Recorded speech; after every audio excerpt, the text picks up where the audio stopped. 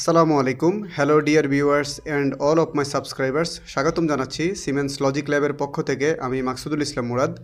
আমাদের আজকের video siemens S7-1200 series পিএলসির ধারাবাহিক ক্লাসের দ্বিতীয় পর্ব নিয়ে। আশা করি আপনারা প্রথম ভিডিওটি দেখেছেন এবং ভালোভাবে বুঝতে পেরেছেন। ওই ভিডিওতে আমরা শিখেছিলাম কিভাবে একটা প্রজেক্ট বানাতে হয় ও ডিভাইস সিলেক্ট করতে হয়। তারই ধারাবাহিকতায় আজকে আমরা শিখব কিভাবে একটা ডিভাইস কনফিগার করতে হয় তা নিয়ে। তাহলে চলুন শুরু করি। যেহেতু আমরা বেসিক দিয়ে শুরু করেছি, তাই আমরা প্রাথমিকভাবে ঠিক ততটুকুই শিখব যেগুলো আমাদের শুরুতেই কাজে লাগবে, বা না জানলেই নয় এমন বিষয়গুলো নিয়ে। আস্তে আস্তে পরে যখন আমরা বিষয়গুলো বুঝবো ও সফটওয়্যার ইন্টারফেসের সাথে ভালোভাবে পরিচিত হয়ে উঠব, তখন আমরা আরও বিস্তারিত জানার চেষ্টা করব। আমাদের প্রথম ভিডিওতে আমরা ডান পাশের যে অপশনগুলো আছে এই অপশনগুলো নিয়ে আলোচনা করেছিলাম, যেমন signal boards, digital input, digital output, analog input, analog output এগুলো নিয়ে আলোচনা করেছিলাম। সিগন্যাল বোর্ডসের ভিতরে যে ডিজিটাল ইনপুট, অ্যানালগ ইনপুট বা ডিজিটাল আউটপুট, অ্যানালগ আউটপুটগুলো আছে সেগুলো আমরা পিএলসির কোন পার্টের জন্য ইউজ করব সেটা আমরা সিলেক্ট করছিলাম। আর আমরা বাহিরের যে ডিজিটাল ইনপুট, ডিজিটাল আউটপুট বা অ্যানালগ ইনপুট, অ্যানালগ আউটপুটগুলো আছে মডিউল বেসড, সেগুলো আমরা কিসের জন্য সিলেক্ট করব আমরা সেগুলোর আলোচনা করেছিলাম। তো আমরা আজকে আলোচনা করব মূলত ডিভাইস কনফিগারেশন এবং অনলাইন ডায়াগনস্টিক্স নিয়ে। তো আমরা প্রথমে তাহলে শুরু করি ডিভাইস কনফিগারেশন নিয়ে। তো ডিভাইস কনফিগারেশন সিলেক্ট করে নিলে দেখুন আমাদের পিএলসি 1 এটা সিলেক্ট হয়ে আছে পুরোটা। যদি সিলেক্ট না হয় তাহলে এটার উপরে ক্লিক করে নেবেন। ক্লিক করে নিলে তখন এটা পুরো পিএলসিটা সে সিলেক্ট করে রাখবে। সিলেক্ট করার পরে এটার উপরে ডাবল ক্লিক করে নিব। ডাবল ক্লিক করে নেওয়ার পরে আমাদের সামনে দেখুন চারটা অপশান আসছে। একটা হচ্ছে জেনারেল, তারপর হচ্ছে আইও ট্যাক্স মানে হচ্ছে ইনপুট আউটপুট ট্যাক্স, তারপর হচ্ছে সিস্টেম কনস্ট্যান্টস, তারপর হচ্ছে টেক্সট। তো এখানে আমাদের আমাদের বেসিক ভিডিওতে সবচেয়ে বেশি জানার দরকার হচ্ছে জেনারেল এবং আইও ট্যাক্স নিয়ে। আর বাকি যে দুটো আছে এগুলো না জানলেও আমাদের চলবে। তাইলে প্রথমে আসি আমরা জেনারেলে। তো জেনারেলে যখন আসি দেখুন আমাদের পিএলসির একটা নাম দেওয়া আছে, বা এখানে অথর নেম, বা এখানে চাইলে আমরা আমাদের যেখানে নাম লিখে রাখতে পারি বা কমেন্টস লিখে রাখতে পারি। তারপরে দেখুন নিচে আছে পিএলসির শর্ট ডিসক্রিপশন, যেটা আমরা অলরেডি আমাদের প্রথম ভিডিওতে বিস্তারিত আলোচনা করছি, তাই আমরা এখানে আর এটা নিয়ে আলোচনা করব না। আমরা চলে যাব পরবর্তী অপশানে, প্রফিনেট ইন্টারফেসের মধ্যে। তো প্রফিনেট ইন্টারফেসে দেখুন এটা হচ্ছে আমাদের কমিউনিকেশন সিস্টেম আর কি। আমরা পিএলসির সাথে আমাদের ডিভাইসটা মানে হচ্ছে ল্যাপটপ বা ডেস্কটপটা কানেক্ট করব যে সেই বিষয় নিয়ে এখানে একটা আলোচনা আছে। তো এখানে অনেকগুলো অপশন আছে, আমরা এতগুলো না দেখে আমরা শুধু এই অপশনটাতে খেয়াল করব। আইপি প্রোটোকল যেটা এটার মধ্যে মোস্ট কমন আমরা যে এটা ইউজ করি, কমিউনিকেশন জন্য ইউজ করি, সেটা হচ্ছে ইথারনেট কেবল। তো ইথারনেট কেবলের মাধ্যমে আমরা কি করি, ইথারনেট কেবলের মাধ্যমে আমরা আমাদের পিএলসিকে আমরা ল্যাপটপ বা ডেস্কটপের সাথে কানেক্ট করে আমরা মূলত কমিউনিকেশন করে থাকি, বা প্রোগ্রাম আপলোড ডাউনলোড যাই করি আমরা ইথারনেট কেবলের মাধ্যমেই করে থাকি। তো এখানে একটা জিনিস আমাদেরকে মাথায় রাখতে হবে, সেটা হচ্ছে আইপি অ্যাড্রেস। আমাদেরকে মাথায় রাখতে হবে আমাদের পিএলসি ডিভাইসের যে আইপি অ্যাড্রেস, এই আইপি অ্যাড্রেসটা যাতে আমাদের ডিভাইস মানে ল্যাপটপ বা কম্পিউটারের আইপি অ্যাড্রেসের সাথে মিলে না যায়, সেদিকে খেয়াল রাখতে হবে। আর যদি মিলেও যায় সেটা নিয়েও চিন্তার কোনো কারণ নাই, কারণ হচ্ছে আমি আপনাদেরকে একটা বিকল্প রাস্তা দেখাই দেবো। তখন আপনারা এই subnet mask IP address use করে আপনারা আপনাদের কমিউনিকেশন করতে পারবেন। তো এখানে দেখুন আমাদের এই ডিভাইসের মানে হচ্ছে আমাদের পিএলসির যে আমাদের যে আমরা যে মডেলটা সিলেক্ট করছি সেটা হচ্ছে 1214C। তো এই মডেলের আমাদের আইপি অ্যাড্রেস হচ্ছে, বা কমিউনিকেশনের জন্য যে ওখানে অ্যাড্রেস পোর্টটা আছে প্রপিনেটের, তো ওইখানে দেওয়া আছে 192.168.0.1। এটা হচ্ছে তার আইপি অ্যাড্রেস। এখন আমরা আরেকটা জিনিস খেয়াল করি, আমরা যে প্রোগ্রামিং করতেছি, যে মনে করেন আমি এখন আমার ল্যাপটপ দিয়ে করতেছি বা আপনি আপনার কম্পিউটার দিয়ে করবেন। তো আপনার ল্যাপটপ বা আপনার কম্পিউটারের আইপি অ্যাড্রেসটা আগে একবার চেক করে নেবেন যে এটার সাথে এটা কোনোভাবে মিলে কি না। যদি না মেলে তাহলে তো আপনার জন্য আর কোনো কিছু চেঞ্জ করা লাগবে না। আর যদি মিলে যায় তাহলে সেই ক্ষেত্রে যে সাবনেট মাস্ক যে আইপি অ্যাড্রেসটা আছে সেখানে আমাকে একটা অল্টারনেট ব্যবহার করতে হবে। তো আমরা প্রথমে তাহলে আমাদের ল্যাপটপের কি আইপি অ্যাড্রেস আছে সেটা আমরা দেখে নেই। প্রথমে সেটিংসে যাই, এই ল্যাপটপের উইন্ডোজ বাটন থেকে আমরা উইন্ডোজের সেটিংসে আসছি। সেটিংসে আসার পরে আমরা নেটওয়ার্ক অ্যান্ড ইন্টারনেটে আসি। ইন্টারনেটে আসার পরে এই সবগুলা অপশনের একদম শেষে দেখুন অ্যাডভান্স নেটওয়ার্ক সেটিংয়ে আসবো আমরা। আসার পরে দেখুন এখানে হার্ডওয়্যার অ্যান্ড কানেকশন প্রপার্টিজ একটা অপশন আছে, এটাতে ক্লিক করব। এটাতে ক্লিক করলে মোটামুটি আমার ল্যাপটপের যে আইপি অ্যাড্রেসগুলো আছে হার্ডওয়্যারের জন্য বা আমার ল্যাপটপের জন্য, সেগুলো মোটামুটি এখানে দেখা যাচ্ছে। যেমন এদের প্রথমটা আছে ইথারনেটের জন্য বা ইথারনেট কেবল ইউজ করার জন্য যে আইপি অ্যাড্রেসটা, সেটাই যে এখানে লেখা আছে 169.254.237/16। তো এরকম আবার লোকাল এরিয়া কানেকশন, তারপরে হচ্ছে আরও অনেক অপশান আছে, বা ইথারনেট 2, এরকম আরও অনেক, বা ওয়াইফাই, এরকম আরও অনেকগুলো আইপি অ্যাড্রেস আছে। তো এগুলো দেখুন, এগুলোর যে সিরিয়াল নাম্বারটা মেনটেন করছে, এটার সাথে আমাদের যে পিএলসির আইপি অ্যাড্রেস, এটা মিলার চান্স খুবই কম। তো খুবই কম, যার কারণে দেখা গেছে আমাদের এটা নিয়ে খুব একটা সমস্যা হয় না। আমাদের প্রধান সমস্যা হয় মূলত কখন, যখন আমরা প্রোগ্রামিং করি, তখন দেখা গেছে আমরা বাসায় যখন ইন্টারনেট ইউজ করি আমাদের ল্যাপটপ বা ডেস্কটপে, তখন আমাদের ওয়াইফাই কানেক্ট করা থাকে। তখন আমাদের ওয়াইফাই রাউটারেরও কিন্তু আমাদের একটা আইপি অ্যাড্রেস আছে। তো তখন দেখা যায় কি, আমাদের ওয়াইফাই অ্যাড্রেসের যে ওয়াইফাই রাউটারে যে আইপি অ্যাড্রেসটা আছে, ওইটা আমাদের পিএলসির সাথে সিঙ্ক হয়ে যায়, মিলে যাওয়ার চান্সটা বেশি থাকে। সেই ক্ষেত্রে আমরা কমিউনিকেশনে খুবই ভালো একটা হ্যাসেলে পড়তে হয়। তো ওই হ্যাসেলে যাতে না পড়া লাগে, এই জন্য সবচেয়ে ভালো হয় যখন আপনি প্রোগ্রামিং করবেন, তখন আপনার ল্যাপটপ বা ডেস্কটপের ওয়াইফাই কানেকশনটা অফ করে দিবেন। আর যদি অফ করা না থাকে বা অন করা আছে, সেই ক্ষেত্রে আমরা আমাদের যে রাউটারের আইপি অ্যাড্রেসটা আছে, সেটা আমরা এখান থেকে দেখে নিতে পারি। এই যে দেখুন, দেখুন আমার এখানে রাউটারের যে আইপি অ্যাড্রেসটা আছে, এই দেখুন এখানে আমার রাউটারের আইপি অ্যাড্রেস আছে 192.168.68107, আর আমার পিএলসির আইপি অ্যাড্রেস আছে 192.168.0.1। মানে যদিও আলাদা কিন্তু কাছাকাছি, কিন্তু অনেক সময় অনেক রাউটারের সাথে আমার পিএলসির এটা মিলে যাওয়ার চান্স থাকে। তো সেই ক্ষেত্রে এই সাবনেট যে মাস্কটা আছে, এটা অটোমেটিক্যালি আপনার যে এটা আছে ল্যাপটপ বা ডেস্কটপ আছে, আপনাকে সাজেস্ট করবে যখন আপনি কমিউনিকেশন করতে যাবেন যে রিপ্লেস করার জন্য, তখন রিপ্লেস করে নেবেন। আপনারা এখানে আলাদাভাবে না লিখলেও কোনো সমস্যা নেই। যখন আপনাকে রিপ্লেস করতে বলবে সেম আইপি অ্যাড্রেস হওয়ার কারণে, তখন আপনারা ইয়েস বাটনে চাপ দিয়ে আপনারা রিপ্লেস করে নেবেন। এটাতে ভয়ের কিছু নাই। তো আমরা এখন পরে আসি, পরবর্তী অপশান আসছি। দেখুন আমাদের এখানে আছে DI14/DQ10, আমরা এটাতে ক্লিক করি। দেখুন এটা দ্বারা বোঝাচ্ছে আমাদের ডিজিটাল ইনপুট 14টা এবং ডিজিটাল আউটপুট 10টা।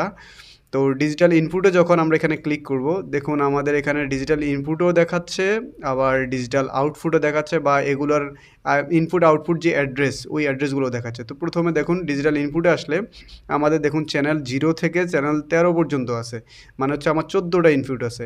এই প্রত্যেকটা ইনপুটের প্রায় অপশান সবগুলোই প্রায় সেম, তবে প্রথম 6টাটা একটু ডিফারেন্ট, কারণ হচ্ছে আমাদের প্রথম 6টায় কী করে আমাদের যে এনকোডারের পালস বা হাই স্পিড কাউন্টার, সেটা ডিটেক্ট করার জন্য লাগে। তো সেই ক্ষেত্রে আলাদা একটু সেটিং পরিবর্তন করতে হয়, যেটা আমরা যখন এনকোডার নিয়ে প্রোগ্রামিং করব বা কাজ করব, তখন আমরা এটা নিয়ে বিস্তারিত জানবো। এখন আমরা আপাতত এটা নিয়ে না জানলেও চলবে, আমাদের ডিফল্ট অবস্থা যেভাবে আছে এটা এভাবে থাকাটাই ভালো, এটা ধরার দরকার নাই। তারপরে আছে এই যে ডিজিটাল আউটপুট সিস্টেম, এখানেও ঠিক ওই যে আমাদের আউটপুট যে 10টা, সেই 10টার চ্যানেলের কথা দেখাচ্ছে। তো আমরা এটা এখন এখানে যেভাবে আছে এভাবেই রেখে দিই, আমরা এটা না ধরলেও চলবে। তারপরে আছে হচ্ছে আমাদের অ্যানালগ ইনপুট 2টা, তারপরে আছে আমাদের হাই স্পিড কাউন্টার, তারপর আছে পালস জেনারেটর। তো এগুলো আমরা জানবো, এগুলো আমরা শিখবো আমাদের কাজের সাথে যখন ধাপে ধাপে এই অপশানগুলো আসবে, তখন আমরা এগুলো শিখবো। আমাদের এই হাই স্পিড কাউন্টার কাজে লাগবে কখন, যখন আমরা এনকোডার নিয়ে প্রোগ্রামিং করব, যখন আমাদের মোটরের রিয়েল আরপিএম দেখব, তখন আমাদের এনকোডার আমাদেরকে কী করবে, হাই স্পিড পালস দিবে। ওই পালসগুলো ডিটেক্ট করার জন্য আমাদের দেখা গেছে পিএলসির যে টার্মিনালগুলো আছে বা ইনপুটগুলো আছে, ওটা নর্মাল অবস্থায় অতটা ইফেক্টিভলি সে ওগুলো কাউন্ট করতে পারে না। তো তার জন্য আমাদেরকে আগে থেকেই এই হাই স্পিড কাউন্টারটা অ্যাক্টিভেট করে রাখতে হয়, যাতে করে ও যত দ্রুত পালস দেয় না কেন, আমার পিএলসি সেটা দ্রুত রিড করতে পারে। তারপরে আসি আমরা এই পরের অপশানে, আমরা এই নিচের অপশানগুলো, এগুলো আমাদের অ্যাডভান্স লেভেলের। যখন আমরা এই উপরের প্রাথমিক এই ৫-৬টা জানবো, যেমন এই যে প্রপিনেট, তারপর ডিজিটাল ইনপুট, তারপর digital output, analog input, high speed counter, pulse generator, এগুলো সম্বন্ধে জানবো, তখন আমাদের নিচেরগুলো আস্তে আস্তে এগুলো আমরা আস্তে আস্তে জানতে পারবো। তো আগে আমরা প্রথমে যেহেতু বেসিক শিখতেছি, আমরা এই ৪টা বা ৫টা শিখলেই হবে। তারপরে আসি আমাদের আইও ট্যাগস নিয়ে। আইও ট্যাগসের মধ্যে হচ্ছে আমাদের এখানে শেখার অনেক কিছু আছে। দেখুন, আমরা এতক্ষণ আমরা পিএলসির অলরেডি ডেসক্রিপশনেও দেখছি, এবং আমরা এখানে যখন জেনারেলে গিয়েছিলাম, জেনারেলেও আমরা ডিজিটাল ইনপুট 14টা আছে সেটাও দেখছি, আবার ডিজিটাল আউটপুট 10টা আছে সেটা দেখছি, অ্যানালগ ইনপুট 2টা আছে সেটা দেখলাম। তো এটার এই এই এই 10টা আউটপুট এবং 14টা ডিজিটাল ইনপুট এবং 2টা অ্যানালগ ইনপুটের অ্যাড্রেসিংটা কী হবে সেটাও আমাদের এখানে লেখা আছে। আমাদের এখানে আমাদেরকে ডিফাইন করে দিয়েছে যে কোন অ্যাড্রেসটা কী হবে, আমরা ডিরেক্ট এইগুলোকে এই নামে ডাকবো। এটার প্রত্যেকটা টার্মিনালের আলাদা ইউনিক একটা নাম আছে। দেখুন, আমাদের এই IW64 আর IW66 আছে এখানে। দেখুন, এখানে দুইটা আছে, দুইটা টার্মিনালের জন্য দুইটা অ্যাড্রেস আছে। তার মানে আমাদেরকে এটা হচ্ছে আমাদের IW64 হচ্ছে আমাদের অ্যানালগ ইনপুটের জন্য। অ্যানালগ ইনপুট আমাদের এই পিএলসিতে আমরা যখন ডেসক্রিপশন পড়ছিলাম তখন আমাদেরকে ডিফাইন করে দিয়েছিলাম আমরা এখানে অ্যানালগ ইনপুট দুইটা ইউজ করতে পারবো। তো এই দুইটার জন্য আমাদের দেখুন, একটার জন্য দেওয়া আছে IW64 অ্যাড্রেস, আর একটা হচ্ছে IW66।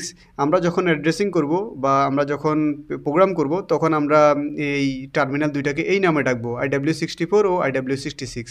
তারপরে আছে দেখুন ডিজিটাল ইনপুটের ক্ষেত্রে, দেখুন I0.0 আছে, I0.1 আছে, I0.2 আছে, এভাবে I1.5 পর্যন্ত আছে। মানে প্রত্যেকটার আলাদা আলাদা ইউনিক নাম। খেয়াল করুন, আমাদের 14টা ডিজিটাল ইনপুটের আলাদা আলাদা নাম। তার মানে আমাদের একটার সাথে আরেকটা ম্যাচিং হয়ে যাওয়ার কোনো চান্স নাই। আমরা শুধু নামগুলা বা অ্যাড্রেসগুলো ঠিকমতো খেয়াল করে লিখতে পারলেই হলো। তারপরে আছে দেখুন আমাদের ডিজিটাল আউটপুটের যে 10টা তার অ্যাড্রেস Q0.0, Q0.1, Q0.2, এভাবে আছে একবারে Q0.1 পর্যন্ত। মানে আমাদের এখানে 10টা আউটপুট আছে, ডিজিটাল আউটপুট, সবগুলোর আলাদা আলাদা করে নাম দেওয়া আছে। তার মানে আমাদের একটার সাথে আরেকটা মিলে যাওয়ার কোনো অপশান নাই, মানে কোনো সুযোগ নাই। তো এখানে আমরা দেখুন, আমরা এই ডিফারেন্ট কিছু দেখলাম। যখন আমাদের অ্যানালগ ইনপুটের আমরা অ্যাড্রেসিং করতেছি তখন আমরা অ্যাড্রেসের সামনে লিখতেছি IW, আর যখন আমরা ডিজিটাল লিখতেছি তখন শুধুমাত্র, মানে ডিজিটাল ইনপুট লিখতেছি তখন শুধুমাত্র আমরা I দ্বারা অ্যাড্রেসিং করতেছি, আর যখন আমরা ডিজিটাল আউটপুট লিখতেছি তখন শুধুমাত্র Q দ্বারা করতেছি। এটা সিমেন্স পিএলসিতে এভাবেই করতে হয়। যার কারণে আমরা ওই সংখ্যাটা ইউনিক হলেও আমাদের এই অ্যাড্রেসিংটাও দেখা গেছে আলাদা আলাদা আছে। তো আমরা যখন ইনপুট লিখবো বা ইনপুট অ্যাড্রেসগুলো আইডেন্টিফাই করব তখন আমরা I দিয়ে শুরু করব, I0.1, I0.2 এভাবে শুরু করব। আর যখন আমরা ডিজিটালটা শুরু করব, ডিজিটাল আউটপুট শুরু করব, তখন আমাদেরকে Q0.0, Q0.1 এভাবে শুরু করতে হবে। আর যখন অ্যানালগ ইনপুট দিয়ে শুরু করব তখন IW64 এভাবে শুরু করব। তারপরে আমাদের এখানের মোটামুটি যতগুলো আছে সবগুলোই দেখা হয়ে গেছে। এখন আমরা চলে যাব আমাদের পরবর্তী অপশানে, সেটা হচ্ছে অনলাইন অ্যান্ড ডায়াগনস্টিক্স। এটার মধ্যে ক্লিক করব। এটাই ক্লিক করলে দেখুন, এটা আসলে আমাদের মূলত কাজে লাগে কখন, যখন আমাদের পিএলসির প্রোগ্রাম করা শেষ হয়ে গেছে বা প্রোগ্রাম করা শুরু তো আমরা করতে পারি। তো যখন আমাদের প্রোগ্রাম করাটা শেষ হয়ে গেছে তখন আমরা এই প্রোগ্রামটা আমরা কি করব, পিএলসিতে আমরা আপলোড করব যাতে আমাদের সিস্টেম রান করে। তার জন্য তখন আমাদের এই অনলাইন অ্যান্ড ডায়াগনস্টিক সিস্টেমটা কাজে আসবে, তার আগে আসবে না। তার মানে আমরা এই কানেকশনটা বা এই অনলাইন ডায়াগনস্টিক যে অপশানটা, এখানের যেই কমিউনিকেশনের যে অপশানগুলো, সেটা আমরা চাইলে প্রোগ্রামিং করার আগেও করে রাখতে পারি বা আমরা প্রোগ্রামিং করার পরেও করতে পারি। তো আমি সাজেস্ট করব বা আমি প্রেফার করব সবসময় প্রোগ্রামিং আগে করে নেবেন, তারপরে হচ্ছে আপনারা কমিউনিকেশনের যে কানেকশনটা সেটা করবেন। তো কমিউনিকেশন কানেকশন যখন আমরা প্রোগ্রাম শিখবো আস্তে আস্তে, তখন আমি ওখানে কিভাবে এই কমিউনিকেশন করে ডিরেক্ট পিএলসিতে প্রোগ্রাম আপলোড করতে হয় সেটা আরও বিস্তারিত ওখানে দেখাই দেবো। এখানে জাস্ট একটুখানি দেখাই দিই। এই যে এখানে দেখুন, আমার এখানে যেহেতু এখন পিএলসির সাথে কানেক্ট নাই, এই জন্য আমার এটা রেড দেখাচ্ছে, ডিসকানেক্ট দেখাচ্ছে। আমার ল্যাপটপ থেকে ইথারনেট কেবলের মাধ্যমে আমার পিএলসির ডিরেক্ট এখানে বসে আছে। তো আমি আরেকটা জিনিস বলছিলাম যে পিএলসির আইপি অ্যাড্রেস নিয়ে। যদি আপনারা পিএলসির আইপি অ্যাড্রেস খুঁজে না পান, এই যে এখানে যে পোর্টটা আছে ছোট, এই পোর্টের নিচে দিয়ে লেখা আছে, আপনারা দেখবেন ওখানে। দেখলে আপনারা আপনাদের পিএলসির আইপি অ্যাড্রেসটা পেয়ে যাবেন। আর ডেস্কটপ বা আপনার ল্যাপটপেরটা কোথায় পাবেন সেটা তো আমি সেটিংস থেকে আপনাদেরকে দেখাই দিছি। আপনারা ওইটা যাচাই করে নিতে পারবেন। আর যাচাই না করলেও কোনো সমস্যা নাই। যখন আপনারা কানেক্ট করতে যাবেন, যখন আপনাদেরকে দেখাবে যে এটা সিমিলার হয়ে গেছে, তখন আপনাদেরকে অটোমেটিক্যালি সিস্টেম মানে উইন্ডোজ থেকে বলবে, ল্যাপটপ থেকে বলবে আপনাদেরকে যে এটা রিপ্লেস করার জন্য। তখন আপনারা ইয়েস করে দিলে অটোমেটিক সে সাবনেট মাস্ক একটা ইউজ করে নেবে। তারপরে এখানে আছে এই দেখুন, type of the PG oblique PC interface. এখানে পিএনআই অবলিক আই যে অপশানটা আছে, এই অপশানটাই আমরা সিলেক্ট করে রাখবো, যেটা আমাদের ল্যাপটপের জন্য। এটা এইভাবে কানেক্ট করব। আর তারপরে আছে আমার হচ্ছে, এটা হচ্ছে আমার যে ড্রাইভারটা, মানে আমার এই ল্যাপটপের জন্য যে ড্রাইভারটা, ওটা আপলোড করার কারণে আমার এটা রিয়েল টেক আসছে। ডেস্কটপের ক্ষেত্রে একটু ডিফারেন্ট আসতে পারে। এটা অটোমেটিক দেখবেন বাই ডিফল্ট যেটা সেট করা আছে, আপনারা ওটাতে রেখে দিবেন। তাহলে আপনাদের আর এটা নিয়ে টেনশন করার কিছু নাই। তো আমরা আজকে তাহলে এখানেই শেষ করব। ও যেহেতু আমাদের ডিভাইস কনফিগারেশন এবং অনলাইন ডায়াগনস্টিক্স কি অপশানে কী কী আছে আমরা মোটামুটি সবগুলো দেখে ফেলেছি। তো আমরা নেক্সট ভিডিওতে, আমাদের পরবর্তী ভিডিওতে আমরা আলোচনা করব আমাদের এই যে প্রোগ্রাম ব্লকস এবং নিয়ে পিএলসি ট্যাক্স নিয়ে।